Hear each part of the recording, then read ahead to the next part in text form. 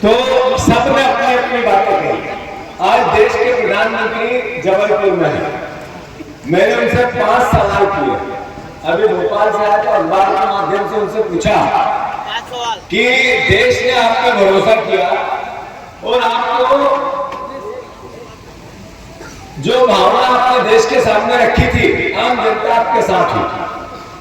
आपने कहा था मोदी महंगाई की मार, अब की बार मोदी सरकार, पेट्रोल था 60 का, बाबा रामदेव ने बोला था 30 का, दिलवा दूंगा, हो गया 110। सही है गलत? फिर उन्होंने कहा देश को कि हर घर रोजगार।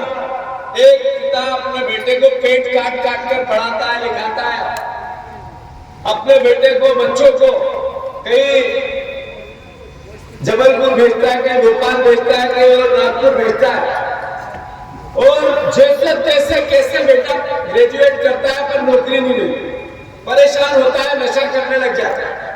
माता पिता इस यातना को देख देख के रोज कुंठित होते हैं। सही है कि गलत? तो 2 करोड़ रोजगार की बात की थी। फिर उन्होंने कहा काला धन, स्विस बैंक, 15 लाख, गांधी परिवार, याद है ना आप लोग? अरे है या नहीं? मोदी जी की बीजेपी की बात है। अभी आज तक लिस्ट नहीं आई स्विस बैंक, स्विट्जरलैंड के बैंक।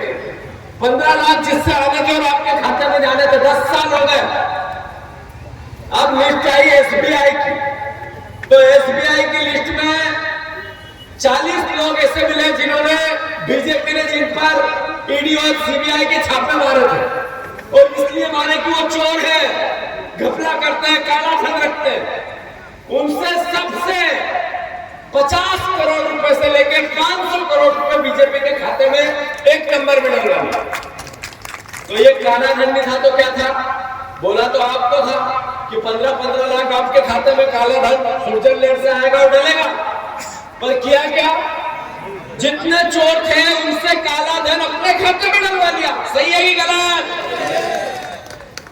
फिर 2000 कंपनियों को टेंडर दिए, अलग अलग रोड बनाने के, एयरपोर्ट बनाने के, एरोड्रम बनाने के, फिर स्टेशन बनाने के, अलग अलग क्षेत्र में, रक्षा के क्षेत्र में, कृषि के क्षेत्र में, परिवहन के क्षेत्र में कई टेंडर हुए।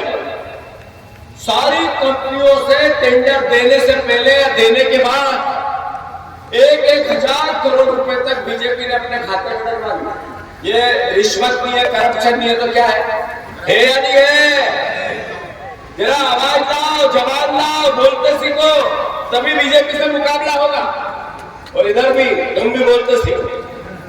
फिर नरेंद्र मोदी जी ने एक ऐसी कंपनी जिसके पास सिर्फ 180 करोड़ रुपए की इनकम थी, उससे 1100 करोड़ चंदा ले लिया, एक नंबर। आप लोगों ने देखा वैक्सीन जब कोविड आया था तो नरेंद्र मोदी टीवी, हम टीवी घर में बाहर तो जाते नहीं थे, घर में ही रहते थे, और सारी टीवी मरने वालों को नहीं बताती थी, मोदी जी को बताती थी। सही है कि गलत? तो जो टीवी पे दिखा वो हमने देखा। मोदी जी ने कोविड के बाद पहला देश भारत बना वैक्सीन जिसने निर्मित इजाद। उस वैक्सीन के मालिक को मोदी जी उसकी फैक्ट्री में गए, फिर उसके घर गए, उससे मिले, फिर ऐसे यूं खड़ा किया और उससे बातें की। और टीवी ने कहा देश के प्रधानमंत्री ने वैक्सीन के निर्माण के लिए ऐसा किया, विश्व को ये वो फलाना ढमका। सही है कि गलत? उस वैक्सीन के मालिक से 50 करोड़ रुपए पहले अपने खाते में, बीजेपी के खाते में डलवा लिया। ये रिश्वत नहीं थी तो क्या थी? अरे रिश्वत थी कि नहीं थी? बोलते सीखो, बोलते सीखो। फिर नरेंद्र मोदी जी ने उस वैक्सीन की कंपनी जिससे पैसे लेके उसको सारी परमिशन दी, फोटो सेशन करवाया, उसी कंपनी की वैक्सीन लग लग के कई लोग चलते चलते गिरने लगे, मरने लगे, अटैक आने लगा, 30-30 साल के बच्चों को अटैक आने लगा। ये आप वीडियो देखते हो नहीं देखते?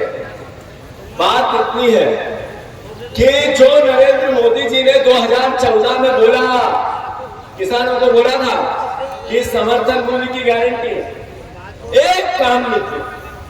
फिर उन्होंने 2023 जब आपने वीडियो देखे होंगे जब मैं बोलता था गेहूं और धान के दाम दो, चुनाव पहले देखे इधर आते थे नहीं आते थे।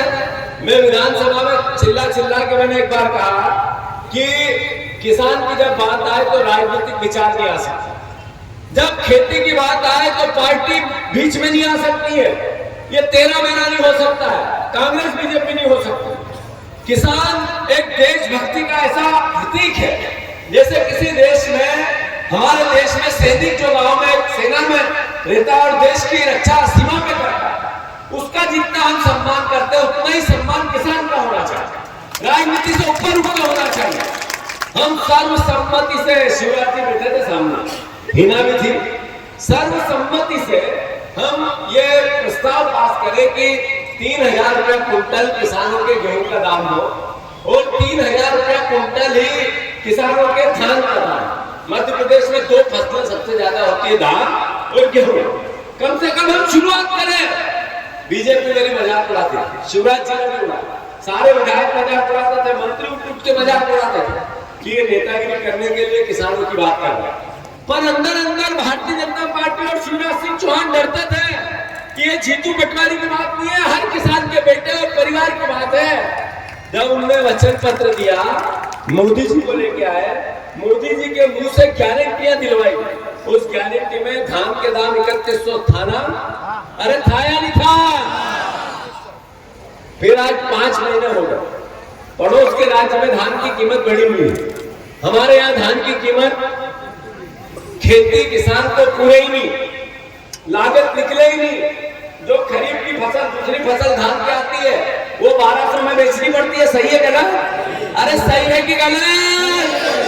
बोलते रहो, बोलोगे तो अंदर मन में सूत्रता आई। रबी की फसल, तो मैं आप सबसे अनुरोध करता हूं कि धान के दाम बीजेपी के किसान के भी है, भारतीय जनता पार्टी के कार्यकर्ता के भी है, उस विचार को मानने वाले के भी है। अगर ये बढ़ेंगे तो उसको भी फायदा होगा और अगर नहीं बढ़ा तो उसको भी नुकसान होगा। फिर मोदी जी के भाषण से अगर तेरा पेट भरा जाए बीजेपी के कार्यकर्ता का तो भर ले, पर धान के पैसे आम किसान को मिलना चाहिए।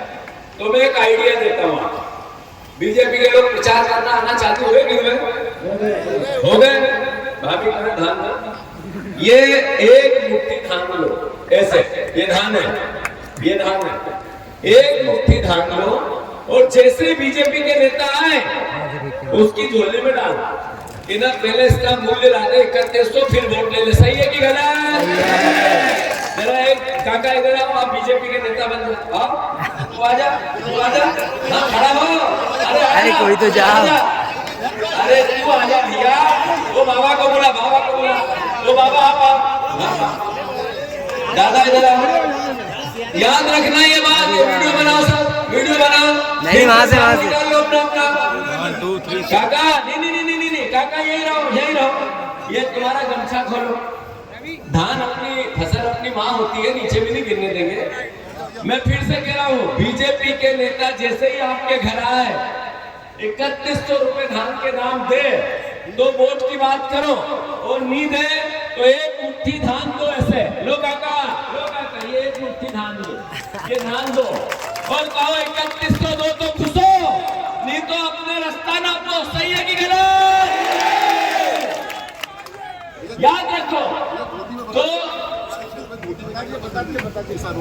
किसान अभी बीजेपी के लोगों की गाड़ियां नहीं घुसने दे, कई गांव से खबर आती है। मैं आप सबसे इतना अनुरोध करना चाहता हूँ, ये चुनाव कितने लोग चाहते हैं कि संविधान से देश चले? हाथ नीचे करो, सब चाहते हो? ये लोकतंत्र को बचाने का चुनाव, ये संविधान को बचाने का चुनाव, ये चुनाव वोट के मत को बचाने का चुनाव है, ये नॉर्मल चुनाव नहीं है। तो मैं बालाघाट के परिवारजनों से अनुरोध करता हूँ, सच्चे, सीधे, सरल, संस्कारवान और इनके खानदान के इतिहास को हम जानते हैं कि हमेशा सेवा के भाव को जीते। सबने मिलकर इनको, नौसिंह सिंह जी, सबने मिलकर इनको प्रत्याशी बनाया है। मैं विश्वेश्वर जी से, सारे नेताओं से, हमारी भाभी से, हिना से और सब परिवार के लोगों से आपने बातें सुनी है। सब एकजुटता से कांग्रेस पार्टी का सांसद बनाना चाहते हैं। हर कार्यकर्ता अपने आप को सारेश्वर जी समझे, अशोक भैया समझे और दृढ़ संकल्प संकल्प ले ले कि जब तक धान का दाम भारतीय जनता पार्टी 3100 नहीं करती, तब तक बीजेपी के कमल के फूल की तरफ देखना भी नहीं है। सही है गलत? तो मैं अभी यहाँ से उठूंगा और थोड़ी दूर पैदल चलूंगा, और जो घर में परिवार के लोग हैं कहूंगा कि बीजेपी जैसे ही आएगी एक मुट्ठी धान दो, और कहो वोट जब मिलेंगे तब बीजेपी 3100 धान का दान दोगे। सही है गलत? मैं बेफिक्र होके जाऊँ, आप सब जिताओगे, ताकत से जिताओगे। धन्यवाद। भारत माता की जय।